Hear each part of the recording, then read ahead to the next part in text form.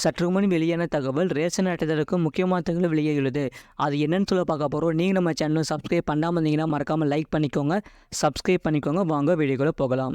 லோக்சபா தேர்தல் காரணமாக நிறுத்தி வைக்கப்பட்டுள்ள புதிய ரேஷன் ஸ்மார்ட் கார்டுகள் வழங்கும் பணி ஜூன் மாதம் முதல் தொடங்க உள்ளது. இதன் காரணமாக 2,24,000 பேருக்கு புதிய ரேஷன் கார்டு கிடைக்கப் போகிறது என்று தமிழக அரசு வட்டாரங்கள் தெரிவிக்கின்றன. தமிழகத்தில் மொத்தம் 2,04,19,359 கார்டுகள் இருக்கின்றன. மானிய விலையில்லாமலும் அரிசி, சர்க்கரை, பருப்புகள், பாமாயில் உள்ளிட்ட பல்வேறு அத்தியாவசிய பொருட்கள் வழங்கப்படுகின்றன. ரேஷன் கார்டு என்பது வெறும் பொருட்கள் வாங்க பயன்படும் அட்டையாக மட்டுமின்றி தமிழக அரசின் பல்வேறு சலுகைகள் பெறுவதற்கான அடையாள அட்டையாகவும் உள்ளது. தமிழகத்தில் 2006ஆம் ஆண்டு கலைஞர் டிவி வழங்கப்பட்ட போது ரேஷன் கார்டு வைத்துள்ள அனைவருக்கும் வழங்கப்பட்டது. அடுத்ததாக ஜெயலலிதா காலத்தில் விலையில்லா கிரைண்டர், மிக்சியும் ரேஷன் கார்டு வைத்திருப்பவர்களுக்குத்தான் வழங்கப்பட்டது. இதேபோல் திருமண உதவித்தொகை மற்றும் கர்ப்பிணி உதவித்தொகை திட்டத்தில் பெறவும் ரேஷன் கார்டு அத்தியாவசியமானது. அப்போது முதல்வர் ஸ்டாலின் காலத்தில் வெள்ள நிவாரணம், கொரோனா நிவாரணம், பொங்கல் தொகுப்பு மற்றும் மகளிர் உரிமை தொகை ஆகியவற்றை ரேஷன் கார்டு வைத்திருப்பவர்களுக்கு தான் வழங்கப்படுகிறது. வருவாய்த்துறை வழங்கும் சான்றிதழ்களுக்கு ரேஷன் கார்டு முக்கிய ஆவணமாக உள்ளதால் முகவரி சான்றாக ரேஷன் கார்டு தான் பார்க்கப்படுகிறது. ரேஷன் கார்டுகளை பொறுத்தவரை கடந்த 2017ஆம் ஆண்டு முதல் ஸ்மார்ட் கார்டாக மாறிவிட்டது. செல்போன் நம்பருடன் ரேஷன் கார்டு இணைக்கப்பட்டது.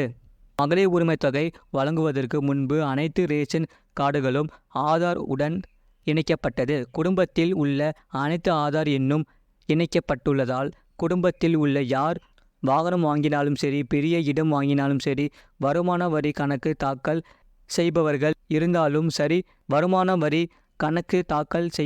இருந்தாலும் சரி, ஒட்டுமொத்தமாக ஒரு குடும்பத்தின் வருமானம் எவ்வளவு என்பதை அரசால் எளிதாக அறிய முடிகிறது. இதை அடிப்படையாக வைத்துதான் மகளிர் உரிமை தொகை 1 கோடிக்கும் அதிகமான குடும்பங்களுக்கு வழங்கப்படுகிறது. இதனையே ரேஷன் கார்டு வைத்துள்ளவர்களுக்கு மட்டுமே மகளிர் உரிமை தொகை வழங்கப்படுவதால் புதிய கார்டுக்கு விண்ணப்பித்தவர்களின் எண்ணிக்கை கடந்த ஆண்டு அதிகமானது. அதாவது ஒரு குடும்பத்தில் இருக்கும் மாமியார், மருமகள் இருக்கும் மகளிர் உரிமை தொகை பெற வேண்டும் என்பதற்கான ஒரே வீட்டில் இருந்தாலும் புதிய கார்டுக்கு விண்ணப்பிக்க தொடங்கினார்கள். இதற்கிடையில் மகளிர் உரிமை தொகை திட்டம் காரணமாக குடும்பத்தில் இருப்பவர்கள் தங்களை பிரித்து கொண்டு புதிய ஸ்மார்ட் கார்டுக்கு பலரும் விண்ணப்பிக்க தொடங்கினர்.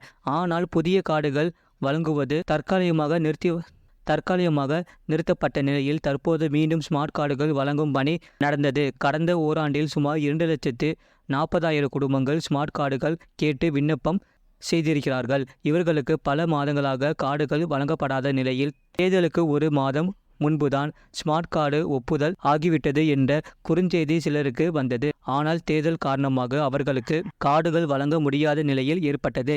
இந்த நிலையில் தேர்தலுக்கு பிறகு விண்ணப்பம் செய்தவர்களின் மனுக்களை ஆய்வு செய்து நடவடிக்கை எடுக்கும்படி தமிழக அரசு உத்தரவிட்டிருக்கிறது.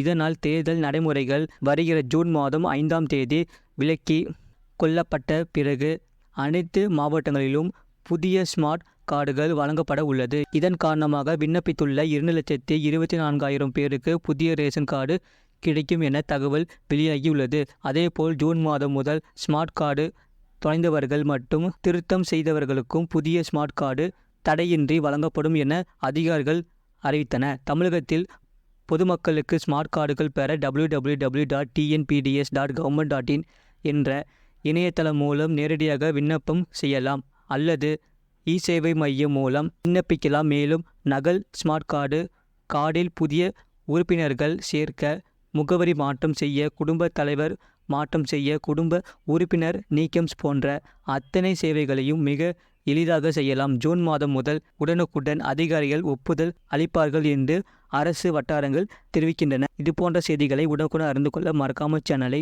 சப்ஸ்கிரைப் செய்யுங்கள், மற்றவர்களுக்கு தெரியப்படுத்த ஷேர் செய்யுங்கள்.